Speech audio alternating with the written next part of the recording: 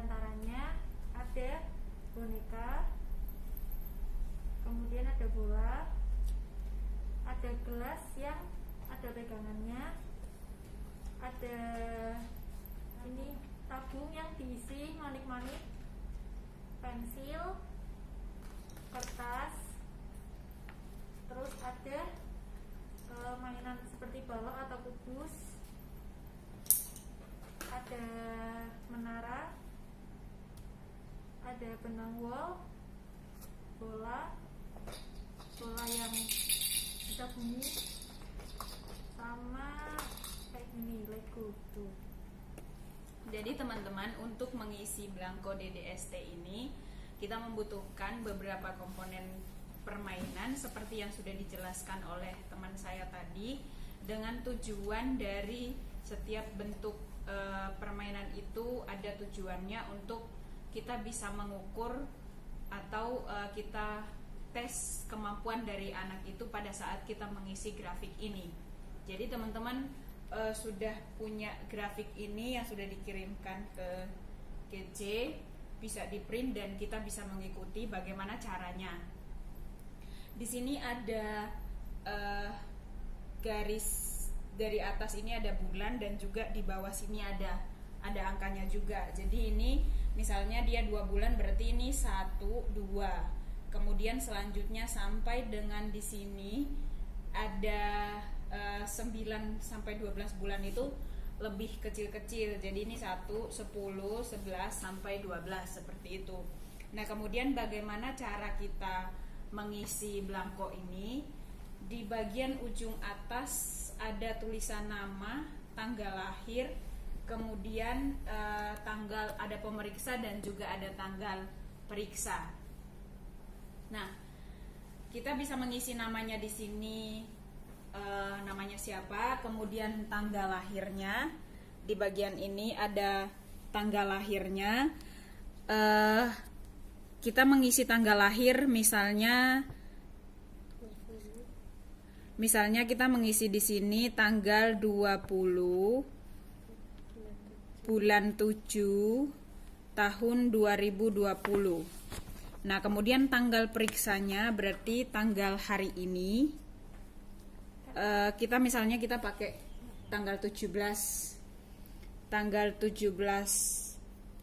Oktober tahun 2020. Ini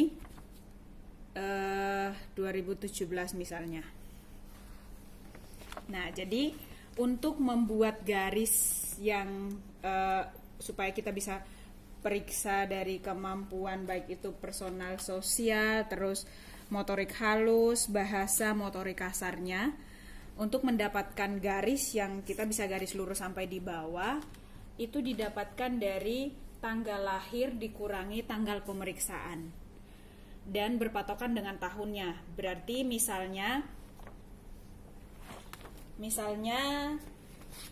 di sini kita dapatkan tanggal lahirnya adalah 20 bulan 7 tahun 2017 dan kemudian tanggal periksanya ada tanggal 17 bulan 10 tahun 2020. Patokan tanggal lahirnya berarti dia tahun lahirnya 3, kita kurangin dengan tanggal periksanya berarti 20 dikurangin 17 jadinya 3. Kita membuat garisnya di sini. Ini garisnya patokannya berarti tahun. Nah, kita memberi garis di sini, dibuat garis lurus sampai di bawah. Berarti 3 tahun. Kemudian yang harus kita periksa dari, misalnya kita mulai dari personal sosialnya. Berarti kita mengambil 3 item dari sebelum garis. Berarti ini kalau dia pas di garis ini kenapa tidak diambil? Karena ini masih akan berjalan di belakang garis ini. Berarti yang kita ambil itu mulai dari item yang ini. Gosok gigi dengan bantuan.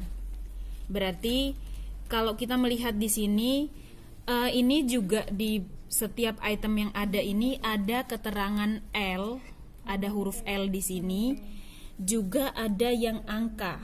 Misalnya seperti ini, di bagian motorik halusnya ada angka 7 di depan sini. Ini di sini ada angka 7 ya. Nah, kalau yang L ini menunjukkan kalau dia bisa melakukan aktivitas yang di depan garis ini dimulai. Kenapa yang diambil ini? Karena ini garisnya ada di sini. Kemudian kita ngambil dari depan garis ini. Berarti ini gosok gigi dengan bantuan. Ini kita bisa bertanya kepada orang tuanya. Apakah dia sudah bisa menggosok gigi dengan dibantu oleh ibu? Misalnya seperti itu. Kemudian jawabannya iya, berarti kita kasih di sini huruf L. Artinya lolos. Nah, kita melanjutkan ke bawah, memakai baju. Kita bertanya juga kepada orang tuanya, jika dia bisa lakukan, kita menulis L di depan sini, artinya dia lolos. Tetapi kalau dia tidak bisa melakukannya, kita bisa menulis huruf G di sini, artinya gagal. Nah, kita patokannya adalah kita bisa mengambil 3 item dari depan garis ini. Kita melanjutkan dengan menyuapi boneka. Kita bertanya kepada orang tua, apakah dia bisa menyuapi boneka? Kalau orang tuanya menjawab belum, kita bisa melanjutkan lagi ke bawah. Kita menulis G di sini dan kita melanjutkan lagi ke bawah. Ibu, apakah anaknya sudah bisa membuka pakaiannya sendiri kalau di rumah? Berarti kita memberi L di sini, artinya dia lulus. Nah, ini kita bisa menanyakan semuanya sampai di bawah, tapi patokannya kalau kita bertanya 3 saja dan dia lolos, itu nggak apa-apa. Tapi kalau kita mau bertanya sampai semua ini agar kita tahu bahwa personal sosial dari anak ini tidak ada yang terlewatkan, itu jauh lebih baik. Kemudian untuk bagian yang selanjutnya, motorik halusnya. Ini kita bisa lihat di sini ada tulisan di setiap grafiknya itu ada motorik halusnya. Nah, ini juga sama, kita mengambilnya dari garis ini. Ini kan garisnya berarti di depan menara dari 6 kubus. Jadi anak ini kita minta untuk menyusun menara dengan 6 kubus di sini. Kalau dia bisa melakukannya, kita memberi huruf L di sini, artinya dia lolos. Ke bawah lagi, menara dengan 4 kubus. Kalau dia bisa melakukannya, berarti dia lolos. Nah, selanjutnya sampai di bawah. Kalau kita mau melakukan ini semua sampai di bawah, itu juga tidak apa-apa. Tapi kalau hanya melakukan 3, itu sudah cukup. Selanjutnya, bahasa juga demikian. Bahasa juga kita mengambilnya di bagian tepat dengan garis. Kenapa ini tepat dengan garis lurus yang ke bawah? Tadi kok kita ambil di bagian motoriknya, kita ambil di depan garis, bukan tepat garis. Karena di sini juga garisnya tidak ada yang tepat garis. Semuanya terpotong. Artinya kita ambil lebih maju di depan garis. Nah, kalau yang di bagian bahasa, ini pas dengan garisnya. Makanya kita ambil bagian ini. Contohnya adalah bicara dengan dimengerti, yang bagian sini. Nah, perintahnya mungkin kita bisa memberikan aba-aba kepada anak, misalnya ambil gelas, kemudian kalau dia bisa melakukannya, kita memberi huruf L di sini. Nah, kita juga bisa bertanya kepada orang tuanya, apakah dia sudah bisa mengerti dengan perintah yang kita berikan? Kalau ya, kita kasih L di sini, artinya dia lolos. Ke bawah sama seperti yang dilakukan di atas. Nah, kemudian ini seperti yang tadi saya bilang bahwa ini ada angka di sini. Ada angka 16. Berarti ini ada petunjuk khusus di lembar yang berikutnya. Kita bisa melihat angka di sini. Berarti dia di angka 16. Ada waktu memberikan skor sepasang 2 tangan 2 kaki dihitung sebagai 1 bagian. Jadi ini kita bisa bertanya kepada anak menghitung jarinya. Nomor ini memberikan keterangan supaya kita mendapatkan informasi lain dari sekedar informasi yang tertulis di item ini. Seperti itu. Kemudian Yang selanjutnya ada motorik kasar. Motorik kasar ini juga dilakukan hal yang sama. Nah, di bagian ini ada dipas garis, melempar bola, lengan ke atas. Berarti yang kita ukur itu kita bisa memberikan instruksi kepada anak untuk melempar bola saat berada di ruangan bersama-sama dengan kita. Dan yang kita ukur dia lolos adalah melempar bola dengan lengan ke atas. Kalau lengannya masih ke samping, berarti kita turun lagi ke bawah. Anak mungkin mengerti melompat, tetapi melompat yang kita maksudkan ini yang seperti apa? Ketika dia bisa melakukannya, kita memberi L di sini sebagai tanda bahwa dia lolos melakukan aktivitas itu. Kemudian di bawah lagi kita menyuruh anak ini menendang bola, dan kalau dia lolos kita kasih L dan selanjutnya. Kemudian kita mau lihat tes di sebelahnya. Kalau tadi kita melihat tes yang apa yang harus dilakukan atau apa yang sudah bisa dilakukan sebelum anak itu 3 tahun. Nah, itu seperti yang tadi sudah diberitahu. Kemudian kalau yang di sebelahnya kita ambil yang di sebelah garis, seperti mengambil makan sendiri. Ini kita bisa lakukan dengan bertanya kepada orang tuanya, Bu, apakah dia sudah bisa mengambil makan sendiri? Nah, ketika ibunya menjawab bisa, berarti kita juga memberikan huruf L, artinya bahwa dia sudah bisa melakukan. Dan juga dilakukan dengan kepada motorik halus, tes motorik halus, dan juga bahasa, dan sampai ke motorik kasar. Dan yang perlu kita ketahui bahwa grafik tes ini bukan untuk tes IQ, tapi ini hanya untuk tes perilaku anak. Nah, kemudian di sini ada tes perilaku di sini. Ada nomor-nomornya.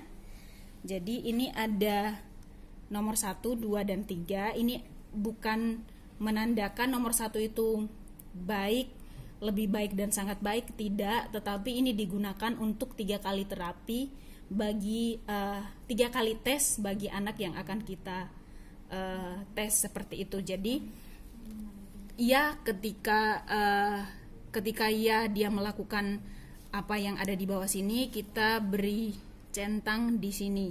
Kalau tidak, berarti kita beri centang di sini.